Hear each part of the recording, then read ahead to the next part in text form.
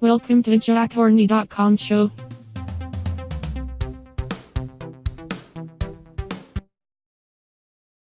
Hi folks, I'm just going to do a quick one. I haven't done one of these vids for a while. Anyway, this one's on should we ban porn. It's been a few different, this will be a first one. I'll do a few because I can never cover enough in one vid, or whatever you'd want to call it, podcast or whatever. There's been, again, they keep popping up with new why people wanting to ban porn, blah blah blah. So I'll start doing a few. I'll try and, what I'll do is when I come across a YouTube vid, I'll try and go through it, why they're probably wrong. This one's just a general one. I'm just going to start off with the main one who's anti-porn is Gail Dines. Now I'm going to cover her just quickly because a lot of people usually listen to her and she gets interviewed on TV a lot, blah blah blah. So now if you look on the Wikipedia page, it says Gail Dines is a radical feminist, and Gail Dines specialises in the study of pornography, and she has a BSc and a PhD in sociology. Now, first of all, when we read she specialises in study of pornography, don't get confused. That doesn't mean a PhD is in pornography, as far as I'm aware. In fact, if you listen to quite a few of videos about her and quite a few of the comments, it would suggest she hasn't actually even bothered doing much research.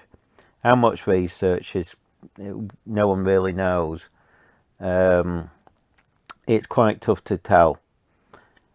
Now, the first thing to note is she always claims to be a radical feminist. This usually means she's. I think it's fair to say she is not against capitalism, and she's quite on the left. I think it's fair to say that's, in her own words, she's a left-wing person. One of the objections she has to being in porn is the fact that porn firms make money. Well, I think you'll find every company, that's their aim. I mean, it's sort of that's one of her. If you ever listen to a video, she brings this up all the time. Oh, they make lots of money. Well, yeah, and I mean, and people get shocked back. They go, oh, they don't, do they? Oh, a company actually, business is making money. But yeah, so when you listen to her vids, I think you'll get the idea she's quite left wing. But like I say, if you ever listen to her videos or go listen to her in real life or whatever, question all the facts. I've noticed a lot. She'll says a lot of things, but you never really seem to get the links to the evidence. She never seems to provide much evidence. Now, when I say that,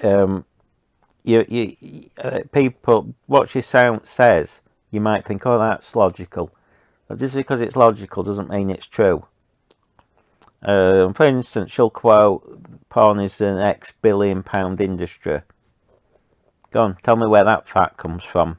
Because I've looked it up. I can't find the actual numbers, but she knows them apparently. I mean, other facts she'll come out with is she'll go on and say she went, I think on a few times she's claimed she's gone on and to a porn tube or something, and the first videos she found were extremely hard porn where women were getting beaten up or something. I can't, I'll go through those videos, but I recreated the experiment and I can't find any of the videos she describes. I spent literally 3 hours. She claims she did it in like a minute flat. That's what, and people believe her. They go, oh, that must be true. And the second point is, and this will upset Gail Dines, it's always presumed it's a male industry. I mean, by that I mean it's only males consume porn. Now, the Daily Mail, and this is quite interesting, has just published a list of the top the top selling books of the decade, and the top 50. I'm a bit half asleep today. I'm just doing this rush. The top 3 books are the 50 Shades of Grey books. They take place 1, 2, and 3. So when Gail pretends it's just males, she's actually offending all the women, because we know that a huge amount of women bought that book. In fact, I think they believe more women read it and bought it than men. So there you go. I mean, I don't know how many millions were sold on that, but it just shows you people are. It's not a small minorities like they used to claim. In the years ago, the anti-porn would base everything on the fact people would be embarrassed to admit to watching porn or reading porn or whatever. These days they're not. That's the difference. So now they're having to think up new tactics. So I read an article, and it was I think it's been just published in the last few days, from reason.com, and they actually went through a few of the myths, which is quite interesting. I'll just go through them quickly, and I'll put a link to it so you can read it in full, because obviously they've linked to all the evidence, so you can check it out. Now, the first one is the claim on pornography and digital market. So I've got the dogs gnawing in the background. I'll read it again. The claim is the rise of online pornography and digital marketplaces for sex workers coincided with the rise of violence against women. Now, their evidence is the truth. They say is the last several decades have seen a decrease in all sorts of violent crime rates, including rapes of rape and sexual assault. So that's one of the myths they debunked. The next one is teens who watch porn are more likely to engage in sexual risky behaviours. Now, they state the evidence suggests it's dropped. Now, while we're talking about youth, you might have seen the report by the it's that child charity. I forget the damn thing. Where they claim that children were watching porn or something. It turned out the report, I think I've made a note of this before, turned out the report, NSPCC or whatever, that's it. Them quoting this now as if it's fact, even though everyone knows it's untrue. The report they put together wasn't scientifically done, it was done by a marketing firm or something, and a lot of experts criticised it, and the NSPCC sort of replied with a sort of wishy-washy or so what statement. I'll put a copy of that because it's quite important, because that's often, it was what they used to try and bring the porn ban, and even up to a few weeks ago, I still hear people quoting it as if it's a factual university research, and it's not. So that's quite important, because a lot of these things, when you look at the evidence of those who claim that porn's bad, usually the evidence is sort of rubbish evidence, unless it's been done by uni. I usually don't think it's worth paper it's written on. Next claim is online porn is uniquely addictive. Now, they say nothing uniquely addictive about digital porn. Now, I'd go further. Personally, I don't think porn's addictive. I think when people talk about being addicted to porn, what they're talking about is that they've got addicted to masturbation. And I can prove this quite easily. If a bloke ever claims he's addicted to porn, snip his dangly bits off, and I bet the addiction suddenly disappears if he's castrated. You know what I mean? That's why I'd argue if you're still addicted to porn after that, then fine, but I don't think you would be. The next one is porn desensitizes men to regular sex, and they say And they say not a mass amount of research being done, but the research suggests the opposite to that. And I haven't seen that. I'd say those men who do porn, and I've chatted to a few, they're not as bothered about sex as everyone else. That's the only time I ever see anyone desensitized. Sorry, the dogs are driving me nuts in the background. Normally I do it in a different room, but it's a bit chilly today. It's December. Anyway, so I'm doing it in the warmest room, which means the dogs are there. Then it goes on to claim legal porn increases human trafficking, and they go on to saying that porn would happen if America were to ban porn. Actually, that's a pretty what they've said is pretty lame, because I'd go to say, I always say this, as far as I'm concerned, I don't think any porn company has ever, online at least, has ever trafficked women. It doesn't even make sense to. And the reason it wouldn't would be, well, it costs thousands, probably millions, to bring in somebody from another country, when they can pay a model who's local, 50 quid.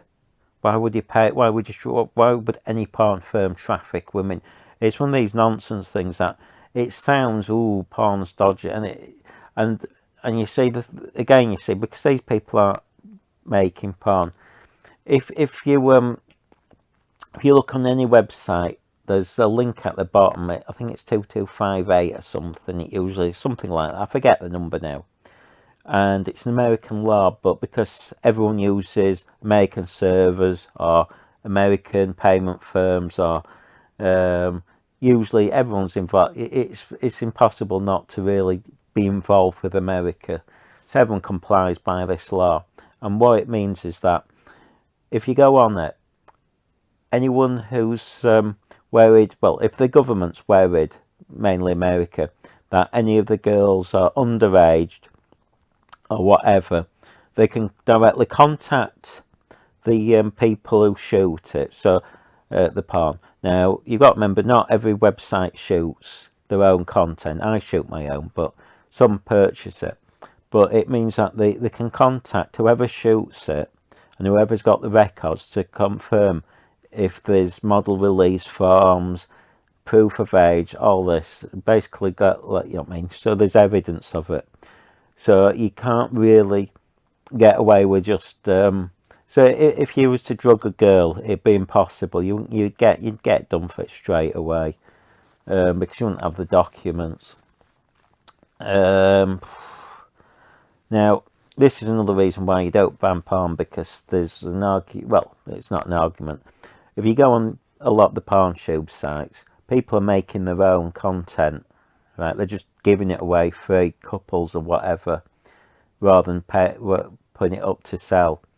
And you just have a lot. If you ban the legal, if you ban the legal stuff, you'd still flood the net with all the content there is. I mean, all the sites wouldn't just the content wouldn't just vanish. It'd be pirated and repirated, and you would never know who the models were, and you would never be able, because the sites wouldn't exist to contact. And so you'd end up with a lot of illegal porn. So you'd have people who are probably underage, whatever, or drugged, or they filmed themselves without giving consent. So they might have done it for the boyfriend and he's put it online. It becomes very difficult. In fact, it becomes impossible to trace who's in the films, who shot it, blah, blah, blah. And that's why making it illegal is pointless. I mean, you've got to remember, if you were to ban it today, and you'd have to ban it in every single country because it wouldn't work otherwise. I mean, it's nonsense to think you could ban it in one country and people wouldn't see it. I mean, apparently in China, people can still access it. I mean, I know when I go on my stats, I still see Chinese traffic, so people can get through to it, even though technically it's blocked. People just resell it on discs, like the old USB discs or whatever. You imagine your modern phone, it can store gigabytes of data. Well, people just go to work and resell, Bluetooth each other, whatever. I mean, it's nonsense to think it'd go away.